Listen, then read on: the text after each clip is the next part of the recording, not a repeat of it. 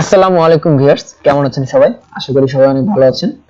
Bangla check gravity চ্যানেলের পক্ষ থেকে আমি MD Rakibur Rahman C programming lecture 2 part 2 টিউটোরিয়ালে আপনাদেরকে ওয়েলকাম করছি। তো পার্ট 1 এ আমরা এতটুকু দেখেছিলাম কিভাবে ভেরিয়েবল জিনিসটা কি, ডাটা টাইপস, এটার প্রকার দুটো, integer type, float type variable, এই দুটো আমরা দেখেছিলাম। তো আমরা ইন্টিজার আর ফ্লোট টাইপে একটা ক্যালকুলেশন করা দেখেছিলাম, যোগ করা দেখেছিলাম। তো আজকের ভিডিওতে আমরা যে জিনিসটা দেখব সেটা হচ্ছে দুইটা ভেরিয়েবল মিক্সড করে কিভাবে আমরা ক্যালকুলেশন করতে পারি। অর্থাৎ আমরা ইন্টিজার আর ফ্লোট টাইপ ভেরিয়েবল যেহেতু দেখেছি, আমরা ইন্টিজার আর ফ্লোট টাইপ এই দুইটা আলাদা আলাদা ভাবে ক্যালকুলেশন করেছি, এখন এই দুটো একসাথে ক্যালকুলেশন করার ট্রাই করব। তো আমরা আমাদের ভেরিয়েবল দুটো সেম রাখতে পারি অথবা চাইলে নাও রাখতে পারি। আমরা ভেরিয়েবল দুটার নাম চেঞ্জ করে দিতে পারি। ধরেন আমি ভেরিয়েবলের নাম আমার নামই দিচ্ছি, একটা দিচ্ছি ধরেন এটা, এবং সেকেন্ড ভেরিয়েবল যেটা দিব সেটা দিব অবশ্যই বড় হাতের। ওকে, দেখেন সেম নাম হওয়া সত্ত্বেও আমাদের দুইটা ভেরিয়েবল কিন্তু ডিক্লেয়ার করা হয়ে গেল কেসের কারণে। কারণ প্রথম ভেরিয়েবলটা আমরা ডিক্লেয়ার করেছি সম্পূর্ণই স্মল লেটারে, আর সেকেন্ড যেটা করছি সেটা ক্যাপিটাল লেটারে করছি, এই জন্য তো এটা আলাদা ভেরিয়েবল, এটা কম্পিউটার বুঝে নেবে আমাদের কম্পাইলার। আর এরপর যেটা করব সেটা হচ্ছে এখানে আমরা আমাদের ডেটা টাইপ যেটা আছে অর্থাৎ ভেরিয়েবল যেটা, ওটা আমরা চেঞ্জ করে নেব। তো প্রথম যেটা ওটা আমরা দিচ্ছি ইন্টিজার টাইপ ভেরিয়েবল। আর আপনারা অবশ্যই জানেন, আগের ভিডিওতে এই বিষয়ে বলেছি যে যখন ইন্টিজার টাইপ ভেরিয়েবল হবে সেটা তখন আর দশমিক থাকবে না, সেটা হবে একটা পূর্ণসংখ্যা। আর ফ্লোট টাইপ ভেরিয়েবল তো নরমালি দশমিক টাইপই হবে। এইবার একটা বিষয় খুব ভালোভাবে খেয়াল করেন, দেখেন আমরা ইন্টিজার টাইপে একটা ভেরিয়েবল নিলাম, এর ভিতরে একটা ভ্যালু নিলাম, আবার ফ্লোট টাইপে একটা ভেরিয়েবল নিলাম, বাট যখন এটার ক্যালকুলেশন করব, যোগ করব, তখন কিন্তু এটার ক্যালকুলেশন আর ইন্টিজার টাইপ থাকবে না, সেটা হবে ফ্লোট টাইপ। কারণ একটা পূর্ণ সংখ্যার একটা দশমিক সংখ্যার ক্যালকুলেশন কিন্তু দশমিক সংখ্যায় হবে, কারণ এই দশমিকটা তো আর উধাও হয়ে যাবে না, তাই না? তো সেটা যেহেতু হবে, তাইলে আমাদের ক্যালকুলেশনের ভেরিয়েবলটাও আমরা ফ্লোট টাইপেই নিব। ঠিক আছে, কারণ এটা আমাদের আউটপুটটাই তো আসবে ফ্লোট টাইপ, তাই না? তাইলে সেটা ইন্টিজার টাইপ নিলে তো হবে না। আর আমাদের ফরম্যাট স্পেসিফায়ারও যে টাইপ ভেরিয়েবল আমরা আউটপুট হিসেবে নিব সেটা ডিক্লেয়ার করব। তো যেহেতু ফ্লোট টাইপ নিচ্ছি, এজন্য এটা ফ্লোট টাইপই থাকবে, এখানে কোনো সমস্যা নাই। এখানে একটা জিনিস এখানে আমাদের ক্লিয়ার করতে হবে, সেটা হচ্ছে যে আমরা যে ভেরিয়েবল দুটো নিছি, এই ভেরিয়েবল দুটো কিন্তু আমরা চেঞ্জ করছি। আগে যে ভেরিয়েবলটা নিছিলাম ওটা কিন্তু এখন নেই। তাহলে আমরা ভেরিয়েবল দুটো চেঞ্জ করে দিই। প্রথম ভেরিয়েবল হচ্ছে রায়হান, এটা, এবং সেকেন্ড ভেরিয়েবল যেটা আমরা নিছি সেটা যদি আমরা চেঞ্জ করি, এটা। ওকে, তো আমাদের ভেরিয়েবল দুটো কারেকশন করা হয়ে গেল। এবার আমরা এটার যোগফলটা দেখার চেষ্টা করব। সব যদি ঠিকঠাক থাকে আমাদেরকে অবশ্যই আউটপুট দেখাবে আমাদের কম্পাইলার। ওকে, দেখেন আমাদের ক্যালকুলেশন কিন্তু হয়ে গেছে, খুব সুন্দরভাবে আমাদেরকে দেখাচ্ছে 34.500000, অর্থাৎ it's the way how two type variable are mixed, we can work with two type variable in one। অর্থাৎ আমরা কিভাবে দুই ধরনের ভেরিয়েবল নিয়ে একসাথে কাজ করতে পারি, এটা হচ্ছে তার পদ্ধতি বা প্রক্রিয়া। তো আমরা ফ্লোট আর ইন্টিজার টাইপ ভেরিয়েবল নিয়ে একসাথে কাজ করলাম। এখানে একটা জিনিস আপনাদেরকে দেখাই, সেটা হচ্ছে যে আমরা যখন এটা রান করতেছি তখন আমাদেরকে কিন্তু দশমিকের পরে একটা, দুইটা, তিনটা, চারটা, পাঁচটা, ছয়টা সংখ্যা দেখাচ্ছে। তো এটা আউটপুট অবশ্যই যে কোনো ক্যালকুলেশনের ক্ষেত্রে দশমিকের পরে ছয়টা সংখ্যাই দেখাবে। তো আমরা যদি সবসময় দশমিকের পরে ছয়টা সংখ্যা নিয়ে কাজ না করতে চাই, তো আমরা যদি চাই যে দশমিকের পরে আমাদের পছন্দসই যতগুলো সংখ্যা আমরা চাচ্ছি ততগুলো ঘরেই আমাদের মান দেখাবে দশমিকের পরে, তাহলে সেটাও আমরা আমাদের কম্পাইলারকে কমান্ড দিয়ে দিতে পারি। সেটা আমরা যেভাবে করব, আমাদের ফরম্যাট স্পেসিফায়ারের ভিতরে আমরা যতগুলো ঘর চাচ্ছি ততগুলো ঘর আমরা দিয়ে দেব দশমিক দিয়ে। আমরা লিখব 0. ধরেন আমরা 2 ঘর চাচ্ছি, তাহলে 0.2 দিয়ে দিলাম। এরপর আমরা যদি রান করি তাহলে হচ্ছে যে কাজটা হবে, এটা হচ্ছে 34.50। দেখেন এখন কিন্তু দশমিকের পর আর 6টা সংখ্যা নেই, দশমিকের পরে 2টা সংখ্যাই নিছে। তো এটা হচ্ছে আমাদের দশমিকের পরে যতগুলো ঘর আমাদের দেখাবে সেটা কন্ট্রোল করার কমান্ড। তো আমরা যদি চাই এখানে দশমিকের পরে দুই সংখ্যা না নিয়ে আমরা তিন সংখ্যা নেব, সেটাও করতে পারি, 0.3 দিতে পারি। দেওয়ার পরে আমরা এটা বিল্ডার নাম থেকে দেখাচ্ছি।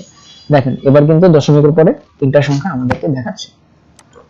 তো এইভাবে চাইলে আমরা ফরম্যাট স্পেসিফায়ারের ভিতরে দশমিকের কমান্ড দিয়ে আমরা আমাদের দশমিকের পরে কতগুলো ঘর আমরা চাচ্ছি আউটপুট হিসেবে সেটা করতে পারি। এবং আমরা দুইটা টাইপ ভেরিয়েবল, দুইটা ডেটা টাইপ নিয়ে কিভাবে একসাথে কাজ করতে পারি সেটা এবার আমরা দেখলাম। তো সেম জিনিসটাকে আমরা যদি যোগ করলাম, তো আমরা যদি এটা বিয়োগ করতে চাই সেটা কিভাবে করব? জাস্ট আমাদের অপারেটরটা চেঞ্জ করে দেব। আমরা এখন বিল্ড এন্ড রান থেকে যদি দেখি, দেখেন sum equals to 25.500, দশমিকের পরে 3 ঘর আসছে কারণ আমরা 3 ঘর নেওয়ার কমান্ড দিয়ে দিয়েছি, আর এটা আমাদের বিয়োগফল। তো আমরা যোগ আর বিয়োগ দেখলাম, দুটো ফ্লোট ভেরিয়েবল মিক্সড করেও দেখলাম এবং এটা যোগ আর বিয়োগ দেখলাম। আমরা যদি এখন এই দুটার কি দেখব, যদি গুণফল দেখতে চাই তাহলে আমরা যেভাবে করব সেটা হচ্ছে আমরা জাস্ট দুটো ভেরিয়েবলের মাঝখানে গুণফলের একটা কমান্ড আমরা দিয়ে দিব। আর আমরা সাধারণত গুণ করার জন্য একটা ক্রস সাইন ইউজ করি, বাট এখানে গুণ করার জন্য কোনো ক্রস সাইন দেওয়ার ওয়ে নাই। এখানে কম্পাইলারের ক্রস সাইন ভাষা হচ্ছে যেটা, সেটা হচ্ছে যে একটা স্টার মার্ক। এই স্টার মার্কটাই দিলেই আমাদের কম্পাইলার বুঝে যাবে যে এখানে গুণ করতে বলা হচ্ছে, আর আমাদের কম্পাইলার কম্পিউটারকে সে কমান্ডটা দিয়ে দিবে যে তুমি এটা গুণ করে দেখাও। তো এরপর আমরা যদি এটার আউটপুট দেখতে চাই তাহলে যেটা হবে, বিল্ডার নাম থেকে যদি দেখি, দেখেন আমাদেরকে দেখাচ্ছে এটার গুণফল এটা। আর যেহেতু দশমিকের পরে আমরা 3 ঘর নিতে চাচ্ছি এই জন্য 3 ঘরই দেখাচ্ছে। আশা করি ইউটিউবের মধ্যে আপনাদের বোঝার কোনো অসুবিধা হচ্ছে না। যদি অবশ্যই বোঝার কোনো অসুবিধা হয় তাহলে আমাদেরকে কমেন্ট করতে ভুলবেন না, আর আমরা সেটা আপনাদেরকে বোঝানোর চেষ্টা করব এর থেকে বেটার উপায়। দেখেন তো আমরা যোগ করে ফেললাম, বিয়োগ করে ফেললাম এবং গুণ করে ফেললাম। এখন আমরা যে জিনিসটা দেখতে পারি সেটা হচ্ছে দুটা ভেরিয়েবলের কিভাবে আমরা ভাগ করতে পারি। তো আমরা ভাগ করার জন্য, ডিভাইড করার জন্য আমরা যে সাইনটা দিতে পারি সেটা হচ্ছে এরকম। এরপর আমরা এটা বিল্ড এন্ড রান থেকে রান করব। দেখেন আমাদের কিন্তু ক্যালকুলেশন করে দিচ্ছে কত সুন্দরভাবে, এটা কিন্তু ভাগ করে আমাদের মানটা দিয়ে দিচ্ছে। আর অবশ্যই দশমিকের পরে 3 ঘর, কারণ এটা আমরা কমান্ড দিয়ে দিছি। তো এইভাবে আমরা যে কোনো ভেরিয়েবল নিয়ে সেটা ক্যালকুলেশন করতে পারি, যোগ বিয়োগ গুণ ভাগ সবই আমরা করতে পারি এরকম ভাবে। তবে আপনাদের এখানে খেয়াল রাখতে হবে যে ভেরিয়েবলটা আমরা যখন ডিক্লেয়ার করব তখন অবশ্যই আমরা কোন টাইপের ভেরিয়েবলটা ডিক্লেয়ার করতেছি এবং ভেরিয়েবল ডিক্লেয়ার করার সময় এই ভেরিয়েবলের নামের দিকে খেয়াল রাখতে হবে। সেটা দুইটা আলাদা ভেরিয়েবল যেন ডিক্লেয়ার হয় সেটা মাথায় রাখতে হবে, এবং যে জিনিসগুলো ভেরিয়েবল ইউজ করা যায় না ওগুলো অবশ্যই আমরা খেয়াল রাখবো। তারপর আমরা আমাদের কোডটা করব।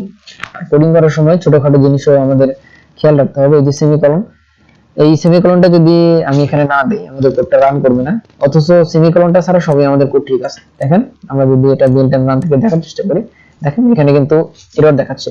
কত number line? 10 number line. 10 number লাইনে এখানে কি দেইনি, error expected semicolon before return, অর্থাৎ রিটার্নের আগে আমাদের সেমিকলন একটা সাইন এখানে আমরা দিই নাই, এইজন্য এটা আমাদের ভুল দেখাচ্ছে। এবার দিলাম, এখন যদি এটা রান করি এটা রান হচ্ছে।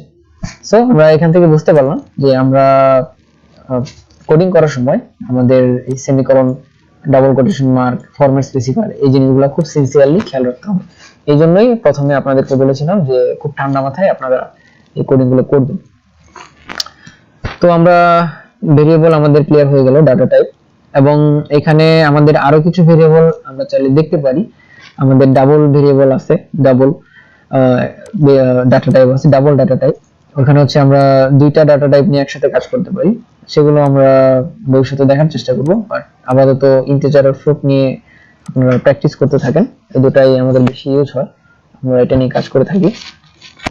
আশা করি এইটুকুর মধ্যে আপনাদের কারো কোনো সমস্যা হবে না, আপনারা বুঝতে পারছেন। এরপর আমরা যে জিনিসটা দেখার ট্রাই করব সেটা হচ্ছে ওয়েল। তো আজকের ভিডিওতে আর কিছু বলতে চাচ্ছি না। তো আজকের ভিডিওতে আমরা ভেরিয়েবলের এই জিনিসগুলো দেখলাম। আপনারা এই জিনিসগুলো বাসায় প্র্যাকটিস করবেন খুব ভালোভাবে, যতক্ষণ পর্যন্ত না আপনারা সাকসেসফুলি কোডটা রান করতে পারতেছেন, অবশ্যই বুঝে বুঝে সেটা, ততক্ষণ পর্যন্ত আপনারা এটা ট্রাই করতে থাকবেন। আর কোনো সমস্যা হলে আমি তো আছি, আমাকে অবশ্যই কমেন্ট করে জানাবেন। আর নেক্সট ভিডিওতে আমরা আলোচনা করব হচ্ছে অপারেটরস নিয়ে, সি প্রোগ্রামের অপারেটরস এর কি কাজ সেটা নিয়ে, কিভাবে আমরা কাজ করব সেগুলো নিয়ে ফার্দার আলোচনা করব আপনাদের নিয়ে ইনশাআল্লাহ। ততক্ষণ পর্যন্ত আপনারা ভালো থাকেন, সুস্থ থাকেন। আজকের ভিডিও এ পর্যন্তই, দেখা হচ্ছে নেক্সট ভিডিওতে। আল্লাহ হাফেজ।